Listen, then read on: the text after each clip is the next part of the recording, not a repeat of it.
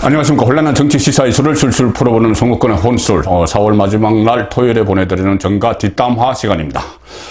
자, 지금 민주당이 다수당의 행포, 정권 교체기에 계속 부리고 있죠. 그래서 금수완박, 검찰 수사권 완전 박탈, 이것까지도 힘으로 밀어붙이는, 자, 이런 상황이 돼서 앞으로 윤석열 정부가 5월 10일부터 임기를 시작해도 다음 총선 때까지 2년 이상 이 거대 야당의 발목 잡기, 국정 운영 발목 잡기가 극심해 줄 수밖에 없는 그런 구도입니다.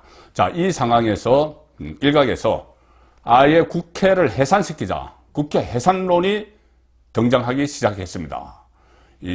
지금 임기가 많이 2년 이상 남아있지만 중간에 모든 국회의원들의 임기를 박탈해버리자. 검찰 수사권 완전 박탈이 아니고 이 국회의원 임기를 박탈하자. 이런 움직임이 실제로 일어나고 있습니다. 자, 청와대 국민청원 게시판. 이 국민청원 게시판은 문재인 정권 들어서 지지층들의 놀이공간, 놀이터로 만든 그런 플랫폼이죠. 이 청와대 국민청원 게시판에 국회 해산을 국민투표에 붙여줄 것을 청원한다. 이 청원이 올라왔습니다. 그런데 이것이 그냥 어떤 장난으로 그렇게 올린 것이 아니고 상당히 많은 연구를 한 끝에 올린 그런 흔적이 있습니다. 이 청원을 자세히 살펴보시면은 지금 현재 28일, 그러니까 그제 이 청원이 올라왔는데 조금 전에 제가 확인했을 때 6만 5천 명이 이틀 사이에 여기에 동의를 했습니다.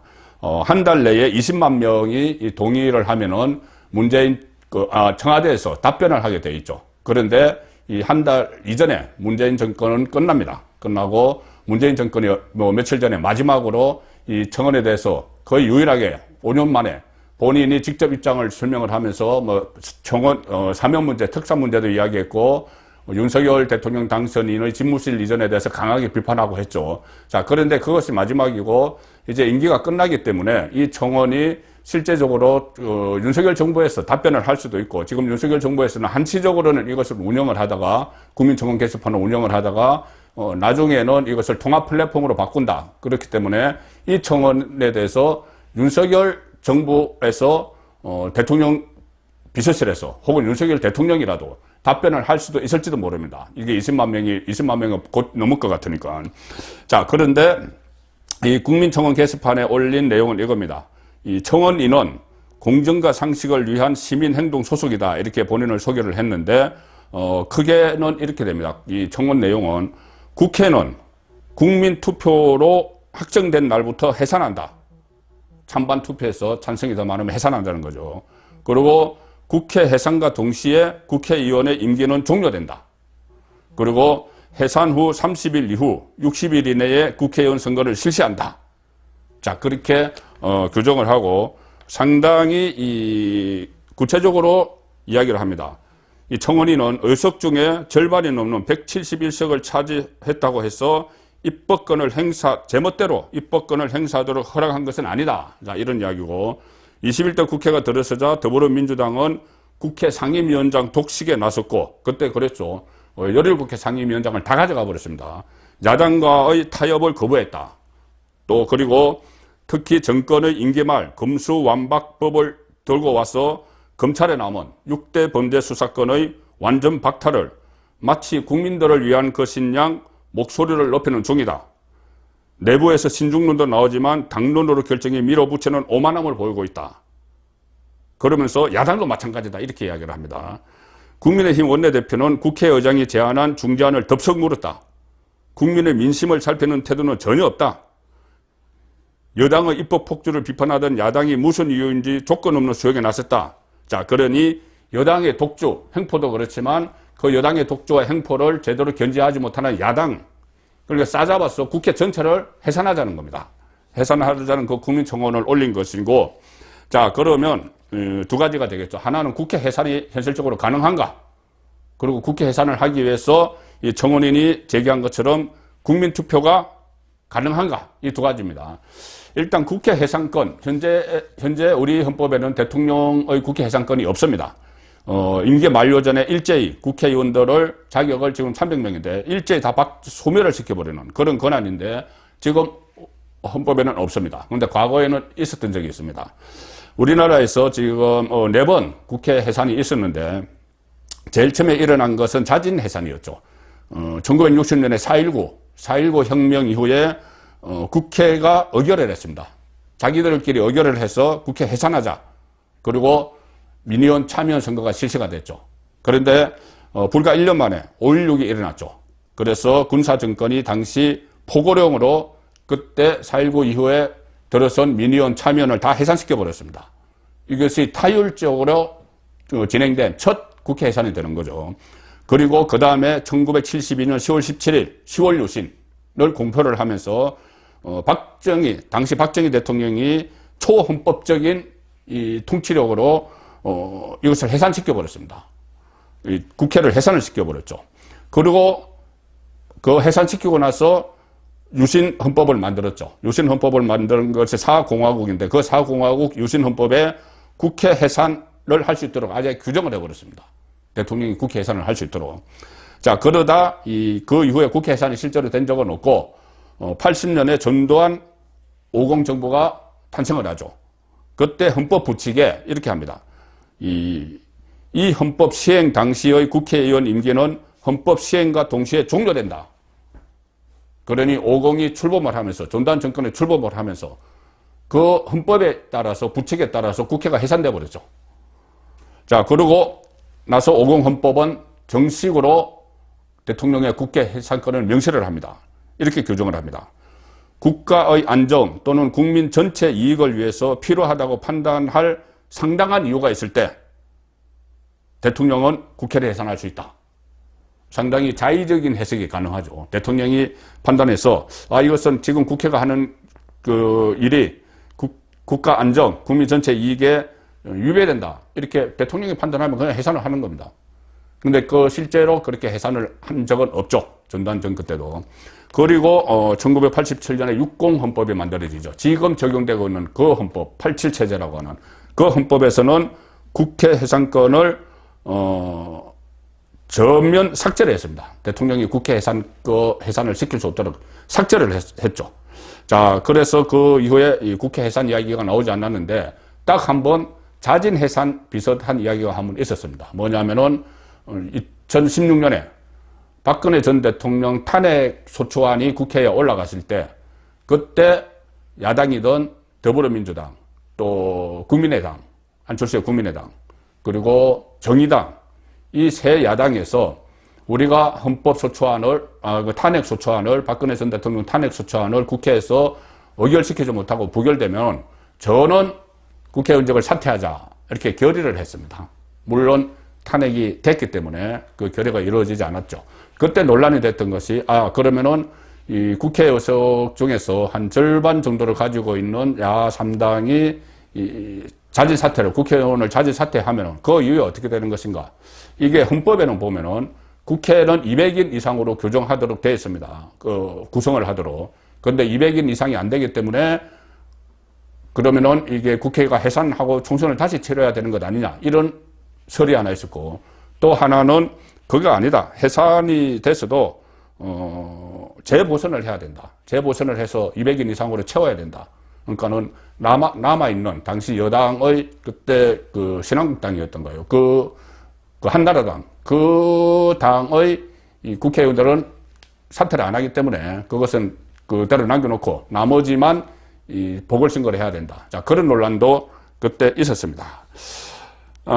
그리고 이후에 지금 국민투표에 붙이면은 일단 구속력은 없지만은 국회 해산을 지금은 국민투표에 붙이면은 구속력은 없지만 국민의 여론을 모를 수 있기 때문에 이런 국민청원이 올라온 겁니다. 자진 해산을 지금 구속력은 없지만 자진 해산 국회에 대해서 자진 해산을 압박을 할 수 있고 또 여러 가지 영향을 줄 수가 있습니다. 그 부분은 제가 결론 부분에 말씀을 드리겠습니다. 일단은 지금 윤석열 대통령이 취임을 하게 되면은 국회 해산 여부를 놓고 국민투표를 하자고 발의를 할 수 있는 근거는 생깁니다. 그런데 과연 그러니까 현재 이 검수완박 입법에 반대하는 지금 국민투표를 검토를 하고 있죠. 국민의힘 안에서 검토를 하고 있는데 6월 1일 지방선거 때 같이 한다는 겁니다. 그런데 이것과는 별개로 아예 제 기능을 못하고 발목 잡기를 하는 국회를 해산하자. 이 찬반 투표를 국민투표에 붙이자는 겁니다.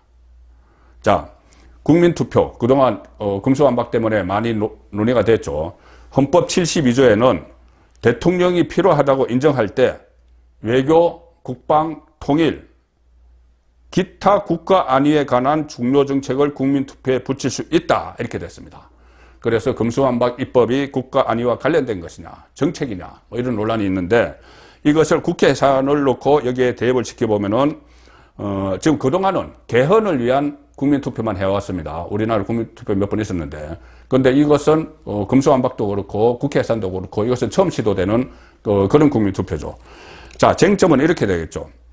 국회가 지금 그대로 존립하는 것이 국가 안위에 위협이 될 것인가? 이 문제가 쟁점이 되겠죠. 또 하나는 국회 해산이 정책인가? 중요 정책에 대해서 이 국민투표에 붙을 수가 있다고 되어 있으니까. 자, 이 두 가지인데 이 두 가지는 넓게 해석을 하면은 이 광범위하게 또 어떤 정무적 판단을 곁들여서 해석을 하면은 이것은 가능할 수도 있습니다. 왜 그러냐면 첫 번째, 국회 존립이 국가 안위의 위협인가? 이 부분에 대해서는 지금 민주당이 주도하고 있는 이 국회가 우리나라에서 70년 동안 유지되어 온 사법체계를 근본적으로 흔들어 버린다. 그러면 전체 국가 안위와도 연결이 될 수가 있죠. 그리고 국민 생활 전반에 불편을 끼친다는 이 법조인들, 학계의 의견이 많습니다. 그리고 어떤 범죄에 대해서 제대로 수사도 하지 못하고 피해자만 불편을 겪게 된다는, 자, 그런 의견들이 많기 때문에 이거 국민이 개개인이 전부 다 불편을 겪으면 국가 안위와 연결이 되는 것이죠. 그리고 좀 더 구체적으로는 가령 예를 들어서 지금 검찰이 이 수사를 해오던 이 국가보안법, 이 국가보안법 아주 엄연히 있는 법입니다. 잘 적용이 안 돼서 그렇지. 그리고 대공수사 뭐 이런 것들이 제대로 되지 않으면은 안보상의 불안이 생기겠죠. 그래서 이것도 국가 안위와 연결시킬 수 있는 것이고, 또 지금 국회에서 민주당이 계속 요구를 하는 것 중에 하나가 9.19 군사합의, 남북 군사합의를 국회에서 비준을 하자는 이런 이야기들을 해왔죠. 남북 군사합의가 상당히 북한이 유리하도록 다 그런 합의가 이루어졌기 때문에 이것도 국가 안위와 관련된다. 자, 이렇게도 해석을 할 수가 있습니다. 물론 여기에 대해서 또 반대 의견들도 있겠죠. 자, 그리고 또 하나는 국회 해산이 과연 정책인가? 자, 그런데 이 정책은 포괄적으로 해석을 할 수가 있다는 것이 또 헌법학자들의 이야기입니다. 가령 예를 들어서 금수완박, 이것도 정책이 아니고 입법이죠. 그런데 포괄적으로는 정책이라는 것이 그냥 어떤 딱딱 행정부가 집행하는 정책뿐이 아니고 전체적인 국가 운영 방향이다. 이렇게 보면은 포괄적으로 해석을 하면은 이것도 정책에 들어갈 수가 있다는 것이죠. 그러니까 올바른 정책을 수립해야 될 국회가 의무를 저버리고 정책을 제대로 만들지 못하고 있다. 이런 논리면 또 가능할 수도 있습니다. 물론 반대 논리 있겠죠. 자, 그래서 다시 말씀드리지만 다만 이것이 국민투표에서 국회 해산에 찬성하는 의견이 반대하는 의견보다 아무리 월등히 높다고 해도 구속력은 없습니다. 국회가 당장 해산되는 것이 아니죠.